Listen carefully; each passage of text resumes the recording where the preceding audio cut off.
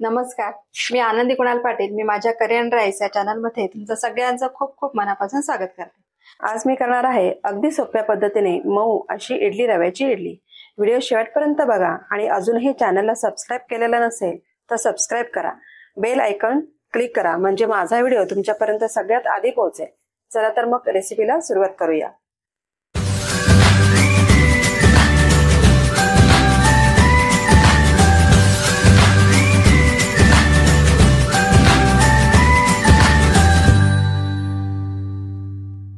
आता इडली करण्यासाठी पेल्याने 3 पेले इडलीचा रवा घेणार आहे.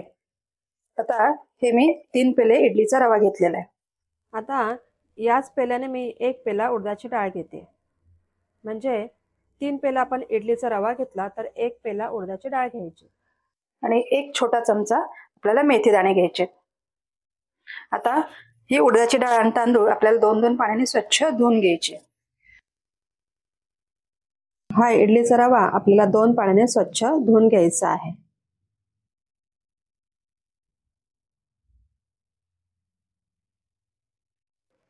आता हे आपण स्वच्छ धुवायचे आणि आपले 1-2-3 मिनिटं आपण हे पाणी असंच ठेवून द्यायचं याच्यामध्ये.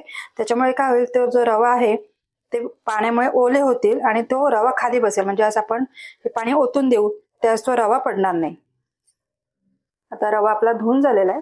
त्याच्यामध्ये आता पाणी घालून ठेवूया आणि 3 तासासाठी आपल्याला तो भिजत ठेवायचा आहे. ही उडदाची डाळ सुद्धा आपल्याला 2 पाण्याने स्वच्छ धुवून घ्यायची.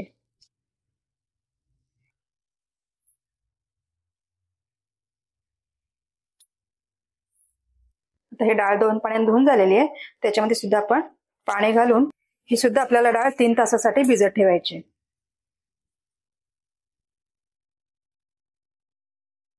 आता हा इडलीचा रवा आणि डाळ आपल्याला 3 तासासाठी भिजत ठेवायचे. आता हा इडलीचा रवा आणि उडदाची डाळ हे आपण 3 तासाकरता भिजत ठेवले. चांगले भिजलेले आहेत. डाळ सुद्धा अगदी मस्त भिजलेली आहे. आता हे आपण हा जो इडलीचा रवा आहे त्यातलं फक्त पाणी काढून टाकायचे, कारण तो बारीक आहे त्यामुळे वाटायची गरज नाही. डाळ आहे हिचं पाणी काढून टाकायचं आणि ही आपल्याला बारीक मिक्सरवर वाटून घ्यायची. आता हा जो इडलीचा रवा आहे त्यातलं आपल्याला सगळं पाणी काढून टाकायचंय आणि ते जो रवा आहे तो आपण एका भांड्यात काढून घ्यायचा. त्याचं तर जादाचं आणि सगळं पाणी काढून टाकायचं, कारण जर पाणी जास्त झालं तर मग इडली चांगली फुलत नाही, म्हणून आपण पाणी सगळं काढून टाकतोय. आता हा इडलीचा रवा पाण्यातून काढून झालेला आहे. आता ही जी डाळ आहे हिचे सुद्धा पाणी काढून टाकायचे.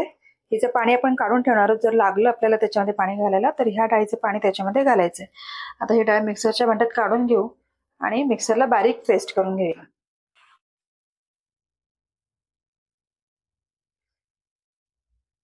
आता ही डाळ मिक्सरला बारीक करून घ्यायची.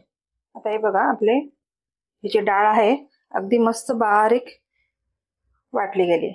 आता हे आपण त्या तांदळामध्ये मिक्स करायचं. आता ह्या इडलीच्या रव्यामध्ये हे मी उडदाचे जे वाटलेलं आहे डाळ ती त्याच्यामध्ये घालून घेते. हे बघा, आता सगळी डाळ त्याच्यामध्ये काढून झालेली. आता हे आपल्याला व्यवस्थित मिक्स करून घ्यायचे. आता याच्यामध्ये मी थोडंसं पाणी घालते, कारण अगदीच ते कोरडं झालेलं आहे. आणि थोडंसं पाणी घालून आपण ते मिक्स करून घेऊया. पाणी घालताना फक्त ते खूप पातळ होणार नाही याची काळजी घ्यायची. हे बघा, मी थोडंसंच पाणी घातलं होतं तरी सुद्धा ते पातळ झालेलं आहे, व्यवस्थित झालेलं आहे. हे बघा, या पद्धतीने आपल्याला ते भिजवून घ्यायचंय. ह्याच्यापेक्षा पातळ नाही व्हायला पाहिजे, हे बरोबर आहे. हे बघा, आता हे दोन्ही मिश्रण एकत्र करून घेतले. हे बघा, डावाने घातलं तर असं सहज त्या खाली पडेल इतपत आपल्याला ते आता पातळ करून घ्यायचंय. जास्ती पाणी त्याच्यामध्ये घालायचं नाहीये. आता हे उबदार जागी आपल्याला 10 ते 12 तास फर्मेंट करत ठेवायचंय. हे बघा, मी तुम्हाला आता दाखवते.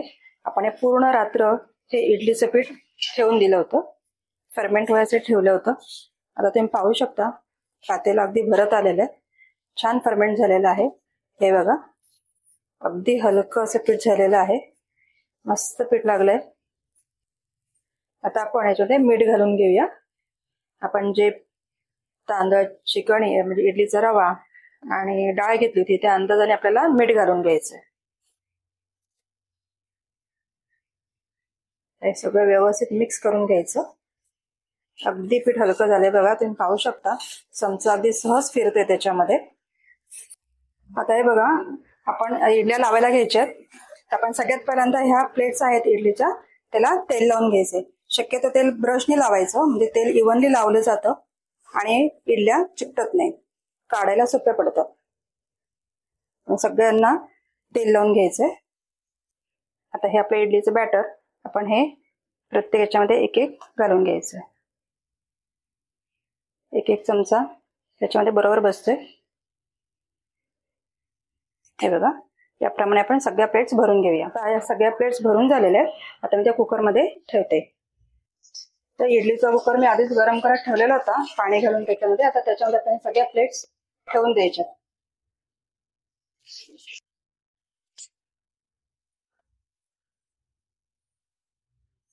आता त्याला झाकण लावून 10 मिनिटं आपल्याला इडल्या वाफवून घ्यायच्या. 10 मिनिटं झालेले आहेत. आपण आता इडल्या काढून बघूया. गॅस बंद करायचा.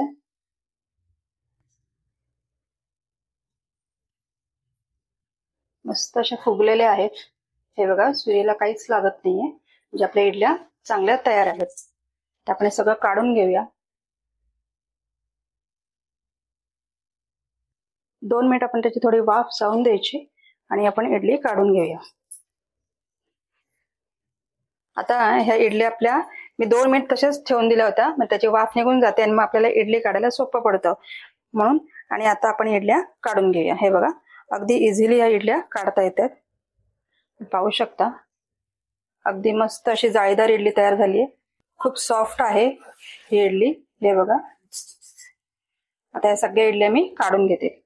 तुम्ही गरम गरम जर लगेच काढायला गेलात तर ती इडली निघणार नाही, तुटेल. म्हणून तिला 2 मिनिटं फक्त वाफ जाऊन द्यायची तिची आणि मग काढायची. हे बघा, मी तुम्हाला दाखवते किती सॉफ्ट अशी ही इडली आहे. हे बघा. व्हिडिओ आवडला असेल तर मला कमेंट करून नक्की सांगा आणि व्हिडिओला लाईक, शेअर आणि सबस्क्राईब करायला विसरू नका.